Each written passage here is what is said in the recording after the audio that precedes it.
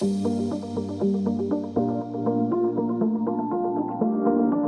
all right, great. Today we're talking about social media marketing, the fundamentals of it, okay? So quick introduction, I'm Taylor Cacchiola. This is my business partner, Sahil Patel. We're the two co-founders of company Namra Consulting. We're a digital marketing agency. So that's just a buzzword for we do social media management, marketing, advertising, video content creation for businesses and brands. So that means we handle everything from the day-to-day posting. We do copywriting, graphic design, video content, video editing, pretty much your like in-house marketing team that's just outsourced. So we could try to be like a one-stop shop for businesses. The thing that's a little different about us is we're not like real estate agents. We don't just do real estate. It's one of the areas that we service, but we bring like a marketing perspective to everything. So we look at this in this presentation as a marketing lens, and that's why it's the fundamentals of social media marketing, not just social media, okay? The reason why we started making this was because we went to all of the seminars. We went to all of the Agent 2021s in Miami. We went to the HubSpot conference, inbound marketing conference in Boston several times. We tested out all those like weird webinars you see to sign up for. We've signed up for all of them, and we've found that there is a really like simple through line through all of them. There's way too many buzzwords, and they try to make it more confusing than it is. And the fact is, everything comes back to the fundamentals of marketing at the end of the day. So we're using social media, but at the end of the day, we're using the fundamental principles of marketing. So we're here to save you the $1,200 ticket. We put all of that kind of together in what we found to be the most practical, common sense guide. And we're gonna be talking about marketing, the organic content, like your day-to-day posts, and then also some of the paid advertising.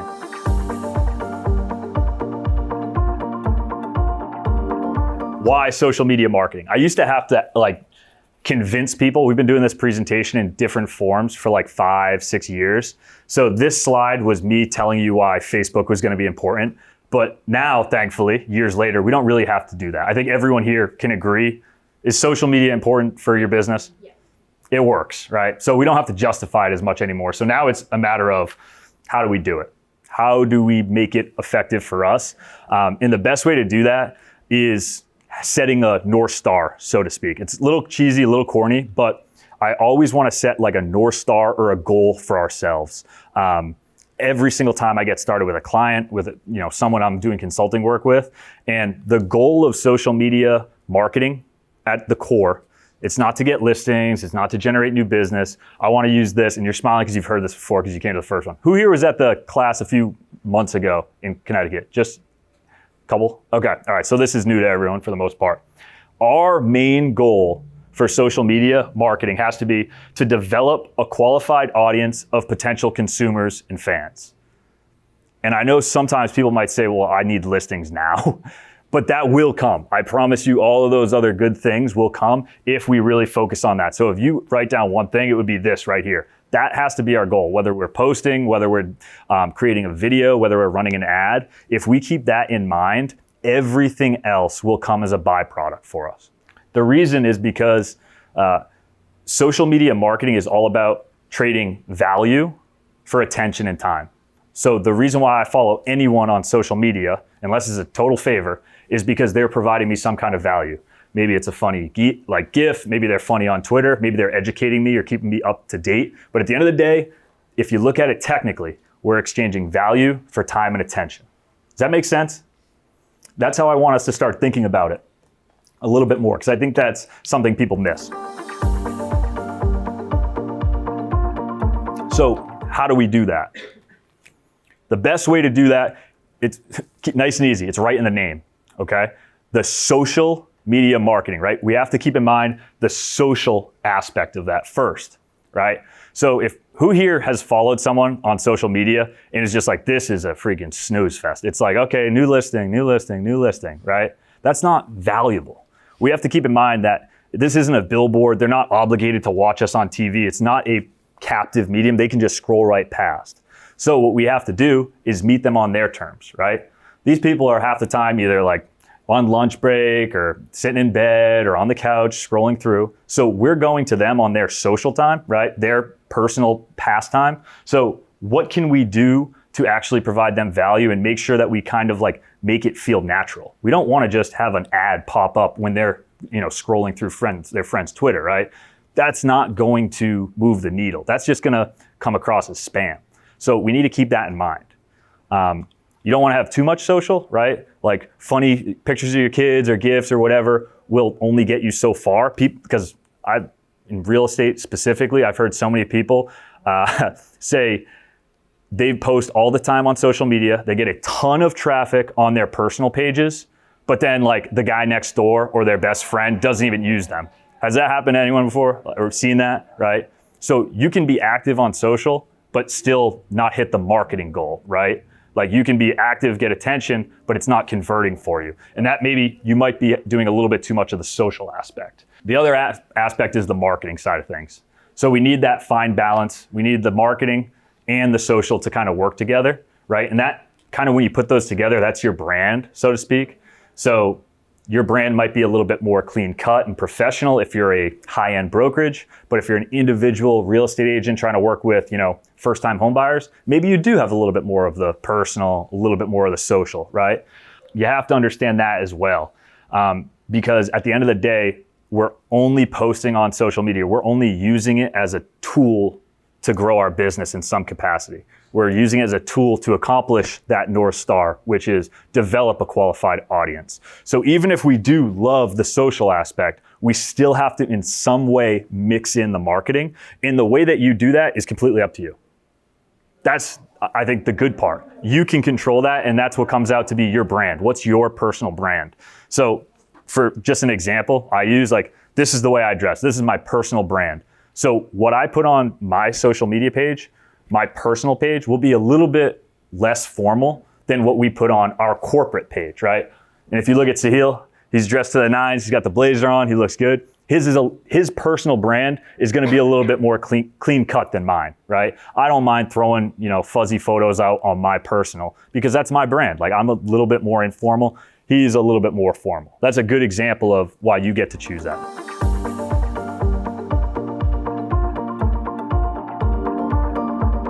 Who here's heard of the algorithm, right? Oh, I'm not getting any likes on my posts because the algorithm's just killing me, right? It's not, yeah, right.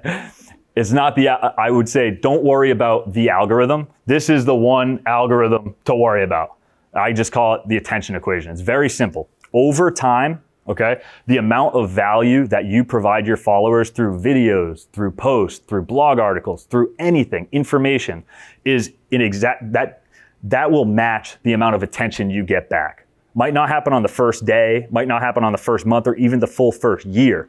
But eventually, if you provide your audience enough value, you're going to get the exact same amount of attention, likes, views, shares back. Okay? I see a lot of people who have issues with social media or give up on social media, and all they needed to do is go back and to the fundamental point. It's why aren't you doing well? Why aren't you successful enough on social? It's give more value. If you can do that in some way, you'll be successful, okay? So now you have to ask the question, obviously, how do I give more value? How do I know what value to give, right? Because it's subjective. I can just tell you you're not giving enough value, but you can say, okay, well, what do I need to do? That's what I hear all the time. A big part of it is knowing your audience. Know thy audience, okay? There's way more than 3 billion now. It used to be 3 billion people. There's 5 billion people, active monthly users on social media now. Google how many people there are in the world. It's pretty close, okay? So there's a ton of people out there. We can't just target everyone. We have to kind of refine that. How you do that is up to you based on who you like working with, right? So a lot of times they'll hear we work with some chiropractors. First thing they usually say is, my target audience is anyone with a spine. It's okay, good one. Not shitty answer, bad joke. Refine that a little bit. Who is your actual target audience? Maybe it's athletes. Maybe it's slip and fall. Who is it? In car accident, who is that audience? Refine them and get super specific and then target them by understanding them.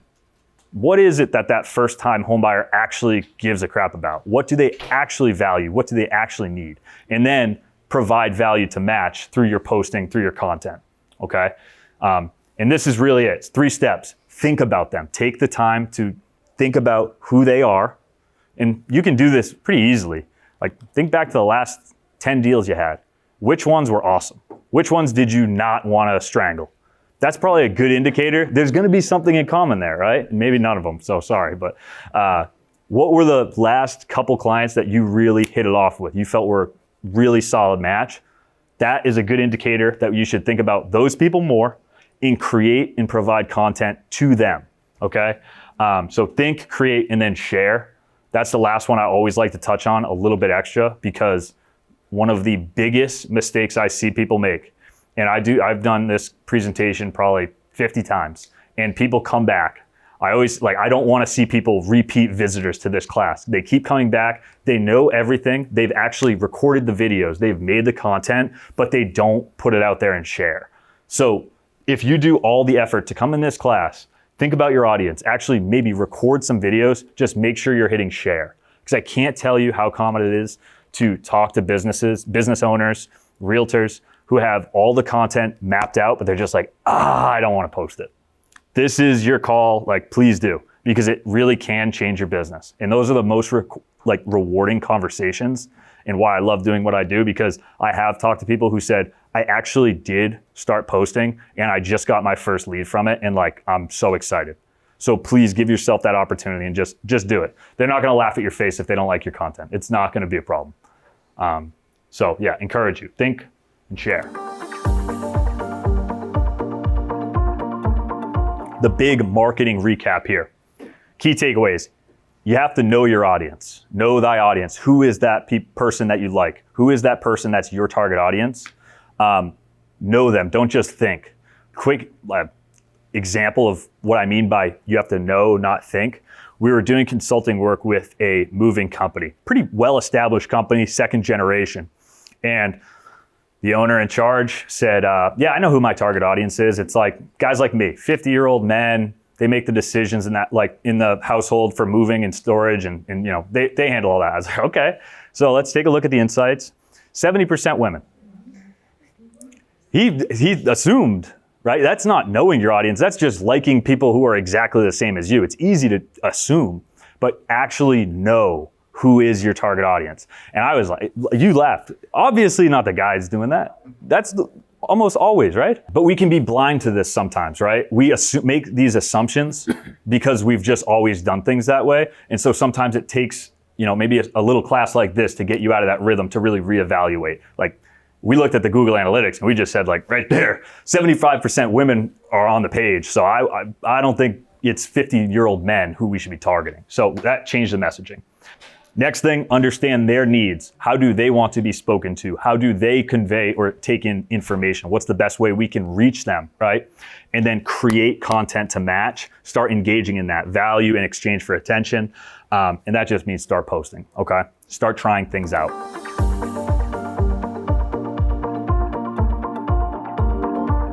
If you don't know who your target audience is, and if you don't have analytics to back it up, you have to test, right? So you can assume all you want, but you have to test and see how it works. You know, if you try that 50-year-old male audience, doesn't work, you post for 6 months, you're not really hitting the mark, try something new. The way that we do that when we launch all our new clients is we take them through a persona sheet, persona assessment.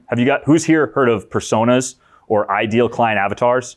Okay, it's essentially a fictional person. It's like an aggregate character of who you actually think that perfect client would be for you and that perfect service. So it might be Jane and John Doe. Okay, they're a 32-year-old husband and wife, married for 5 years. They live, they want to move, they're currently renting, they want to move into the house with the white picket fence in a nice neighborhood. They make $200,000. We want to get that specific, right? Make up a character that matches your perfect client.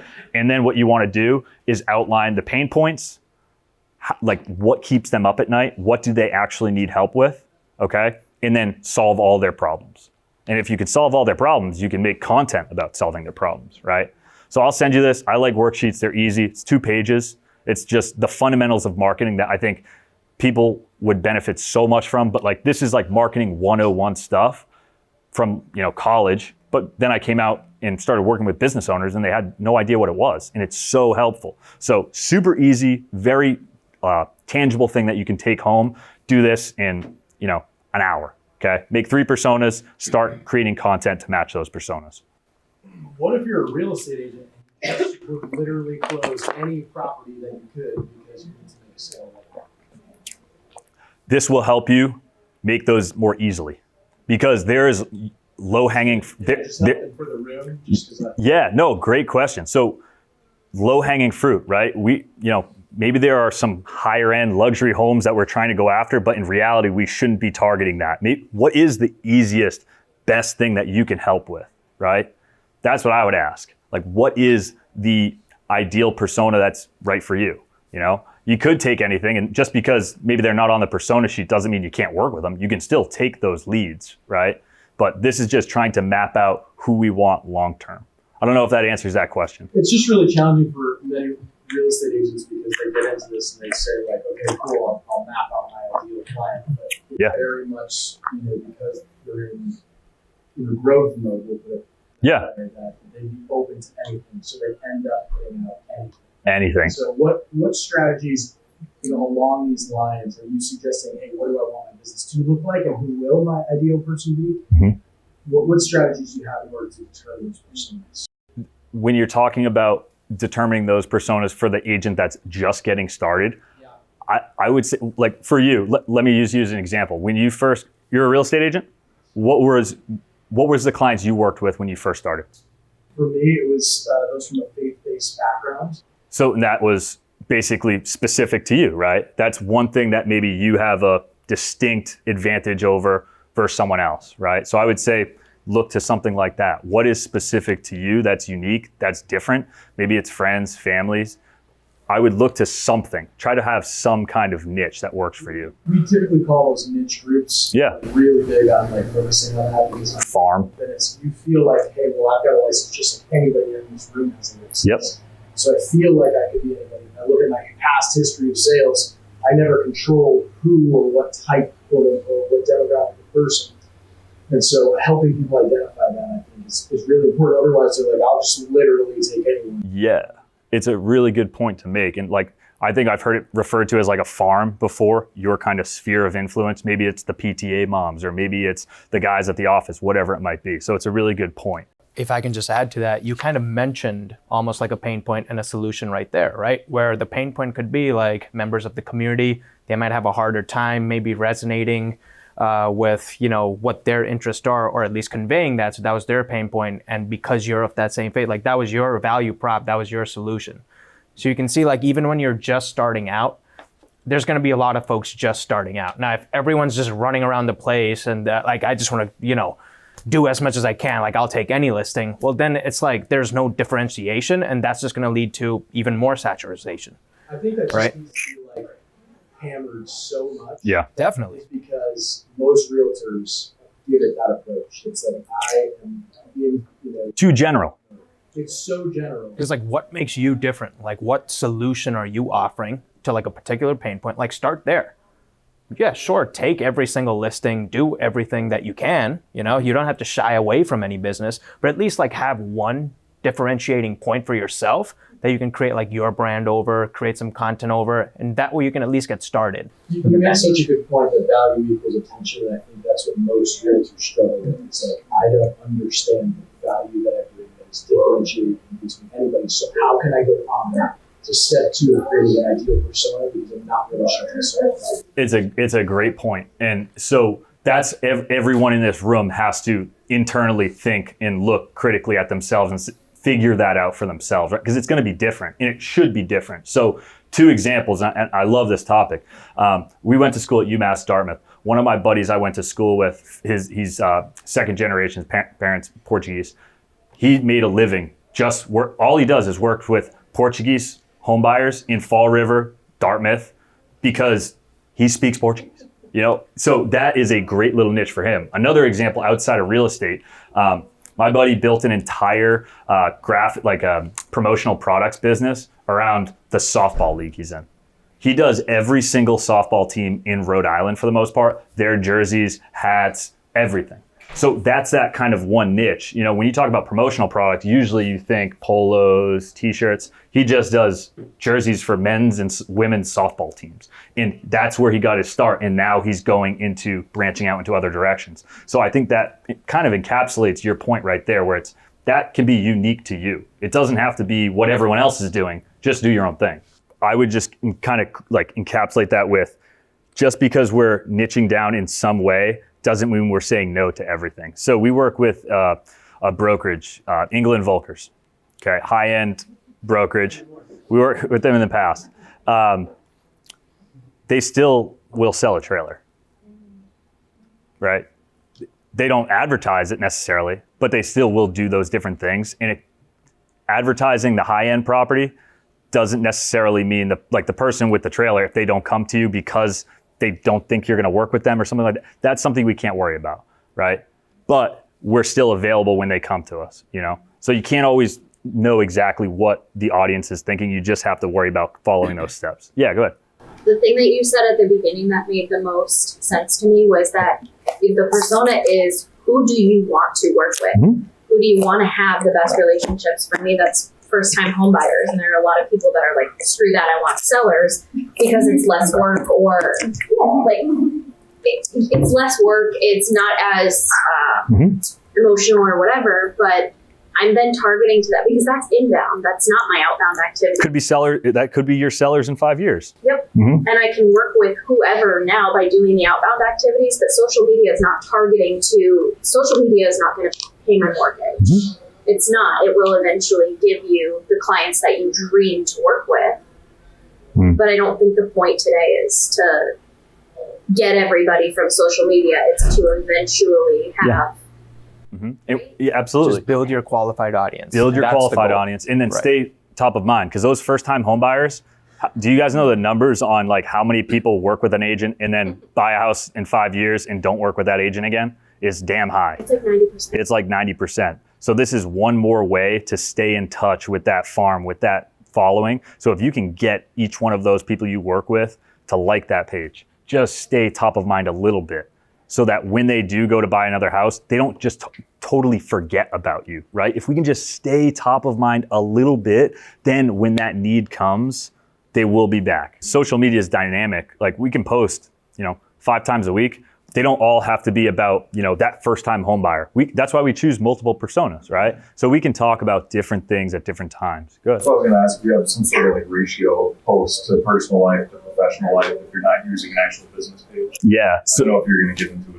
No. So I'm not sure if we have a slide on that specifically, but that goes back to the social and then the media marketing. So it's like, that's unique to you. That has to be unique to you. So whatever, like when you show up to a meeting, if it's all business, then it should be more of the professional side of posting. If you do like talking about your family, if you do like being open and honest about that side of things, then it can be more social. So that breakdown is totally unique to you. Every personal brand is going to be different. Also, don't follow ratios that you find like online in regards to that questions, because there's always articles that say like, okay, you should keep it, like 20% fun, do it. It has to be tailored to you. Yeah. Like we work with folks that are just naturally funny. So like whenever, like the more fun, social things they do, they tend to do better. Yep.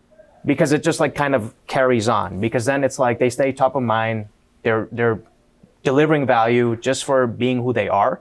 And then they're like 20% kind of formal. Versus like we've seen other industries where it's like, you have to just, don't post your personal pictures, don't do this, because that's what's going to like look the best. So it's like, yeah, don't follow ratios. Like really just monitor your audience and see what's working best for your brand. It might be 50-50, it might be, 80-20. Yeah. And if you're going to have a lot of, be on that social side, like if you're going to post a lot of personal stuff, the people who are the best and most successful at that are very, very good at asking. When you do ask and when you do mix in the sales, the marketing side, you have to be good at it. So just be wary of that and don't be scared to do it, because you have to if you want it to work. So you can be very personal, but make sure you're good at that ask. You got to have that call to action. You have to have that in there. That's people who are best at that they're closers.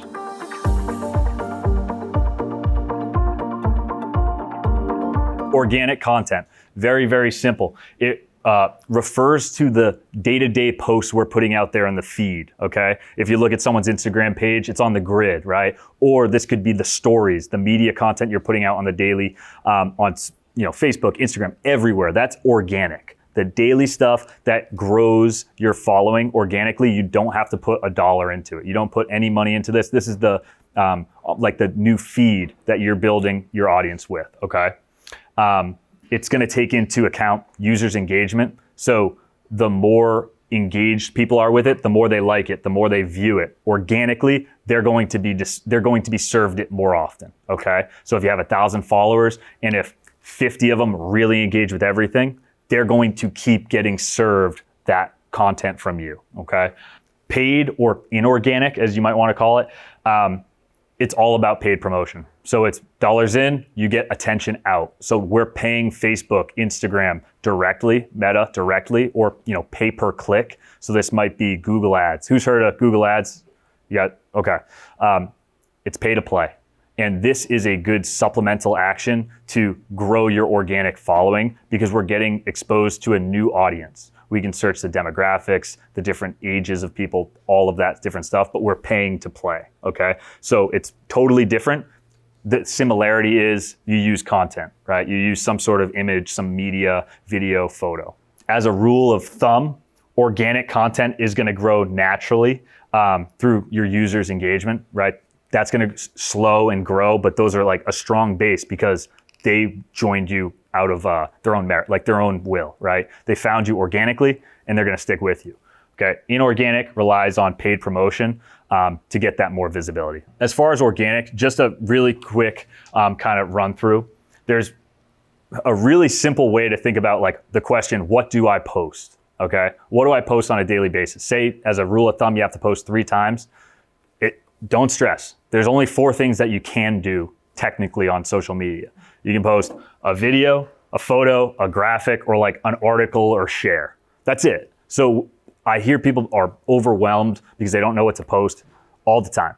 And these are the 4 things that you can do. So break it down. Like those are the 4 buckets. Today, am I posting a video or a photo? That's it. Think of it that way and it'll be a lot easier for you. As a rule of thumb, video content is king right now.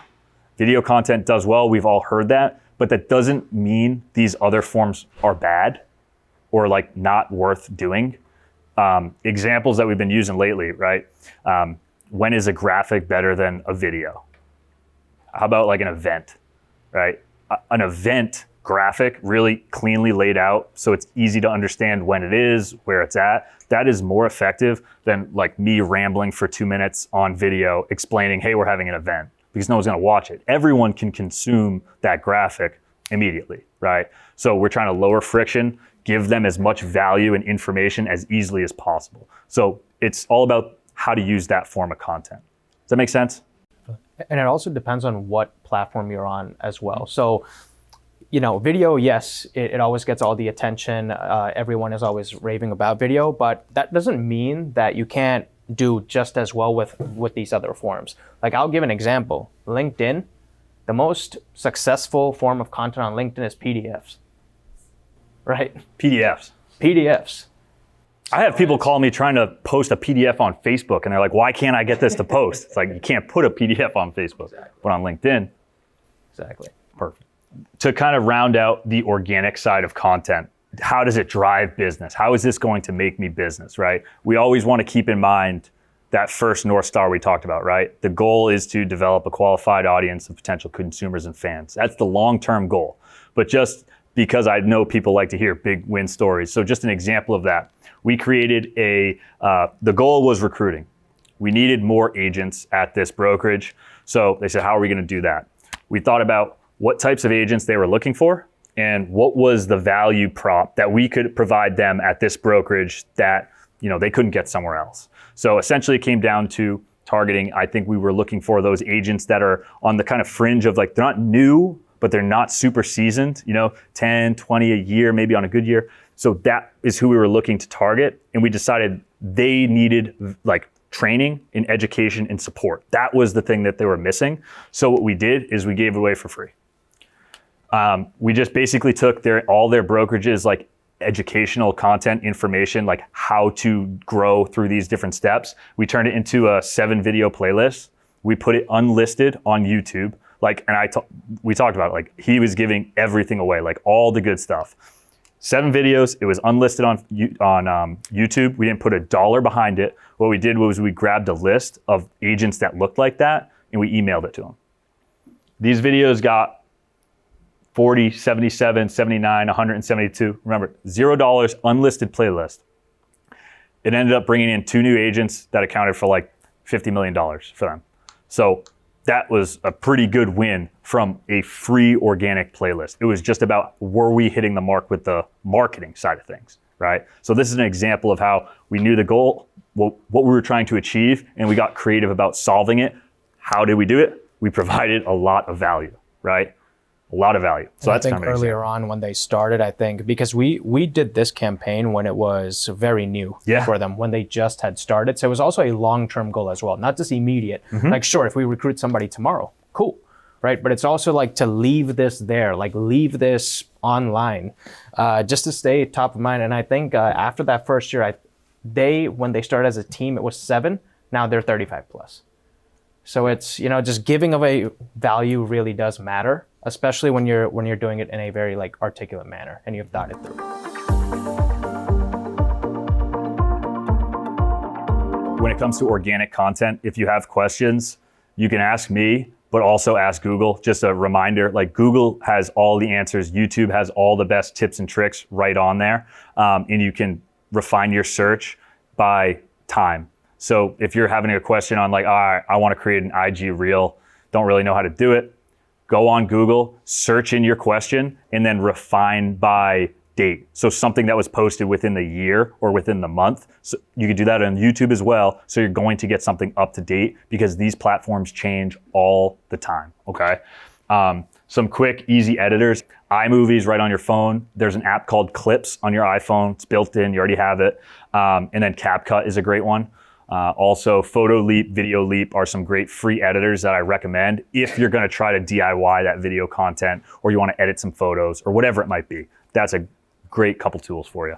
And honestly, they're all very user-friendly. Yeah. It's like you don't need prior editing experience, anything. Like you can download these and get started like today. Yeah, absolutely. You don't have to take a class or download Adobe. Just these editors are perfect for DIY stuff, okay? One more quick tip. If you're gonna be taking video or photos, clean your damn camera lens. I've seen so many bad listing photos and it's so easy. Your lens is very tough. Like just blow on it and then wipe it. And that's going to take it from like 4K down to 1080 if you don't do that, all right? So make sure you do that. Most are like Gorilla Glass. You're not gonna scratch the lens. Like just wipe it. Yeah, exactly. Like gonna be good. No fingerprints. Keep your fingers off the camera lens. That is like if you clean it and then touch it with your finger, you have to redo it. You got to restart. Yeah, there you go. All right. And yeah, so that's the DIY. Free music on YouTube, and we're gonna send you guys a content calendar if you like planning. But actually, I really love the content calendar that Google, that Meta Business Suite has now. So there's a content calendar built into Facebook. Use it.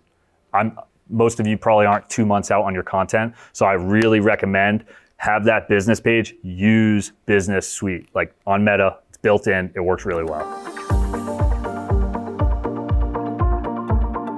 So before I get into the paid side of things, one thing I do want to stress is especially when you're just starting out, if you're considering paid, everything Taylor just talked about prior with the organic, that is paramount, right? Because paid is just immediate. Yes, you can put in dollars, you can get immediate click-throughs, you can get this, but if there's no content, no organic content on your brand, then like all those folks that you're paying for, they're seeing nothing when they get to your profile. Like we've seen, folks, they'll run like an Instagram ad, for example, to increase clicks. That's tied in with their profile. So if someone's going to be making a purchasing decision, they're going to check out your brand. And if the brand is empty, like there is nothing there, that's how you really just lower your results with paid. Like paid is only as good as what your organic content highlights your pages. So I do want to stress that. Like if you're just starting out, and you don't know where to start, like start with the organic side first and then consider paid later. Types of paid, there are many variations of paid ads, but they all kind of fall into these 4 categories, right? Social media is, you take any platform, Facebook, Instagram, anytime you see a sponsored post, that's what social media ads is referring to. Paid promotions, even though like, someone might say like, well, isn't paid promotions like the same thing as just like, just digital media ads? Actually, there is differentiation because you can also do paid promotion where it's like you're paying another brand to like post, maybe a listing for you, maybe highlight, something that you want highlighted on their brand. So those are what like paid promotions refer to. They're not sponsored posts. That's simply just paying for like cross-marketing. It's kind of like influencer posts, right? Many people pay influencers to kind of market their products. Google ads, PPC, I kind of put that under one category. These are your search-based ads. So if you're really trying to dial in on a specific search term for what it is that you're trying to do, this is when you consider PPC. The biggest difference between social media ads and PPC is one, yes, it's search-based, but PPC allows you to control your budget per click. Yes? What is PPC? So it's pay per click. Okay. Yep. Good question. Great question, actually. Yeah. Pay per click. So you can control exactly how much you want to bid for each search term. So, and you can do this through like Google Keyword Planner. Like it'll even tell you. So if you like went on this, like the keyword planning tool, you can search like real estate agent near me. Like it'll tell you exactly like what the search volume is, like how many folks are using that search term to run like a PPC campaign, what they're bidding. So like it just helps you know like, oh my God, like I'm not going to use this, search variation. Like I'm going to stick to something more like niche. Like maybe you have like a specific market, so you can add like that word after the search, and that can lower costs down. So it's a different type of ad campaign, but it lets you control your costs. Whereas platform ads, social media ads like Facebook, Instagram, you just have to have like a predetermined budget and then let them kind of eat it up. And the last ones, display ads are these, are the banner ads that you see, are the audience network ads that you see. Like if you're ever reading like a blog post, for example, and you see like, like an ad right at the bottom, like those are display ads. You can actually do display ads through social media ads. So like you can go into Meta's Ads Manager and actually run display and audience network ads because they already have relationships with thousands of websites that are all high authority. So you can just click like, hey, I don't want this ad to pop on the feed. I want it more on like a blog post or something. So those are like the main different types of, paid campaigns. But the best practices for all of them are the same. Number one, target the right audience. Okay, we have seen so many folks that they think like, oh, okay, here's a neat listing picture. I'm just gonna boost it. Just pick a random radius. Don't even worry about the audience. Just press boost. Put $10 in, press boost. You did absolutely nothing with that campaign, right? Like that, you could have $800,000 house, great photos. Now let's say you boosted that and it's popping up on some like middle schooler's phone at lunch. You got charged your ad spend, right? You wasted ad dollars, but you did not target the right audience. And you can get as advanced as you want with doing that. Like how many folks have actually went into like Ads Manager and tried to do like a tailored campaign? It can get pretty advanced, right? From demographics to you can get very specific. Or if you're just starting out with just a boost, it can be simple, but even with a boost now, you can choose an audience, like a radius, interest that they may have. At least choose first-time home buyers, like choose like Zillow, Truly, because it's like creating like a mock-up of like what folks are at least like doing that's gonna resonate the most with like your content. So yeah, definitely choose the right audience. The second thing you wanna do is once you have an ad idea in mind, you wanna have a clear call to action. An example that we always use is like you guys ever go into like a restaurant and they have like a massive menu and it just gets like overwhelming. Like you don't know what to eat, right? You can run as many campaigns as you want, all with different call to actions, but for each campaign, at least stick to one. Like, don't try to do too much, you know, don't try to paste a link in the caption and then like have the call to action of the, if the ad be like a form, and then like the copy of the ad itself is like telling them to do completely, different things. It's like, pick one. Yeah, pick one, right? If your goal is to get like QR code scans, like stick to that.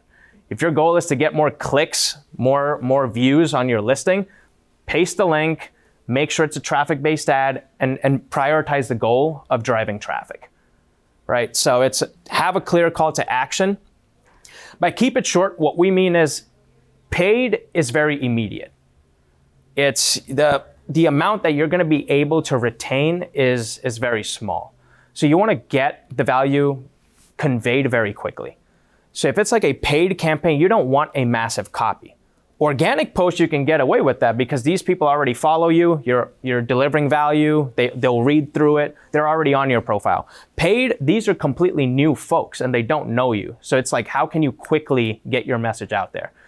An example of that in real estate is, let's say you're doing like a campaign for like a new listing.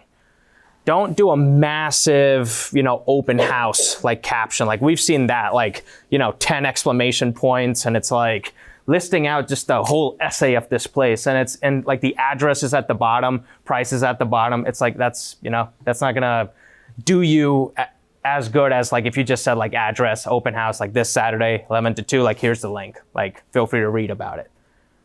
Just a quick example. So yeah, keep it short. And lastly, always be testing. All of these platforms have split campaigns that you can test. And now it's actually more user-friendly than ever. Like especially on Meta, when you're creating an ad campaign, it'll let you choose the option of them running it multiple ways for you. So at the end of the month, at the end of the week, you can go back into those insights and see like which way performed the best. So at least you have that data. You're always gonna have to test. Like you will have failed campaigns no matter how good the content is, no matter how good the copy is, just because maybe you didn't target like the right audience. Maybe like your demographics were just a little off. You'll have other campaigns that are very successful, but you might not know what made them successful, right? So it's gonna be a constant like trial and error until you finally find like this ad set that works for you. And that's when that's when you really double down and spend all the ad spend. Here's just a quick summary of the differences between the two, even though like the content itself is the same. So as Taylor mentioned before, right? Content forms, let me get out your way here. Content forms can really be boiled down to like video, blog posts, graphics, and so on. So what makes these two sites different? Well, an example is organic. You can go live. Doesn't cost you anything. It's not paid promotion, right? The BTS in the office, daily stories. Again, naturally occurring posts, just natural user engagement. These are posts that you're making on a day-to-day basis. Whereas the contrary side, inorganic could be if you're sponsored, right? If your live is sponsored by someone, or you're sponsoring like the live itself, or you're boosting your reels, you're boosting your post, paid story ads. So let's use the example of like an open house walkthrough. This can be both because you can post the video on your Instagram, Facebook. So that's organic. You're gonna get that natural user engagement from the folks that already follow you and you're top of mind on. But you could also take that post and boost it to your local audience to drive even more traffic and maybe get new eyes on it. So that's just a quick example of like the differences of like the content, but how it kind of serves like the same purpose. So what's the benefits of each? Like I said earlier, I stress the organic part the most because that first line right there, build authentic relationships. That's what's going to set you up for a sustainable brand, right? If people trust you, they will work with you. And you can't just do that through ads all the time. Like sometimes we're hit with some pretty great ads and we make a purchase right away. But how do you earn that trust? Like let's say you saw something really cool. You made a purchase right away. The moment it got there, it broke the next day. Like now you no longer trust that brand, right? The likelihood is I can't find that brand again. Yeah, Exactly. So they got me. So organic is key because it builds authentic relationships that will always keep coming back to you. And it fosters that brand loyalty that is very difficult to do with only a paid strategy, okay? Organic is typically lower cost because, again, you can just post whenever you want, you know? Imagine if they billed you for posting every time. That would be, I think they'd have much less users per month. And it's a great way to storytell and highlight your brand's culture. So think about like your feed being like your canvas. It's like, what do you want to portray about yourself, your brand? Is it testimonials? Is it like team culture? Do you guys do something differently, part of your teams that isn't, that's your chance to do that, right? You can't do that with just a paid campaign. Like, how do you highlight culture with like a quick 15-second video? Now, on the other hand, inorganic, what it helps you do, and this is why I said stress organic first. If you have the organic down, inorganic can help you take that to the next level. So if you only have, 1,000 followers and that's kind of like your base, inorganic can help you take that content and highlight it to 100,000 people, 200,000 people in your local audience. So if like my content's doing really well, I'm already getting good leads from just my organic strategy. Now it's the time to invest in some paid, so maybe you can scale that even higher. You can target your audience with paid. You unfortunately can't do that with organic. And targeting meaning, I know a lot of you say you haven't went on the advanced ads manager, like maybe boosts are like the most, that's kind of like the level that we've been at. When you go into ads manager, you can target everything from, age to financial, what their interests are, what they've been searching. If you have a pixel on your website, for ads manager, right? Which platform in particular do you think is the most user-friendly to start with the demographics? Question. Definitely. Great question. So I would recommend, it's more industry-based, right?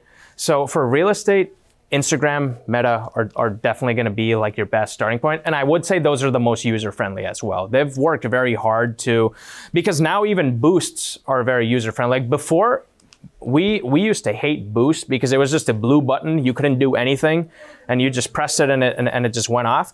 Now, even when you press Boost, you can fill in like at least, like the basic fields like location, interest. So that might be a great point to start, like just Boost, because it's very simple. It's like 3 or 4 fields. You just set a budget and you let it run. But if you want to get advanced, that's when you go into like the ads manager, and that's where you can get like hyper specific with your audience.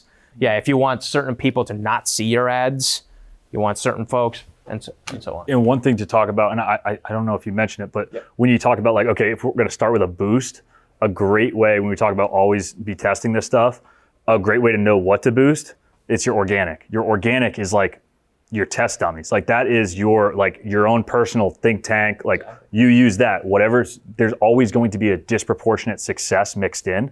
So that's a great place to start. If one post does awesome, then let's use that one.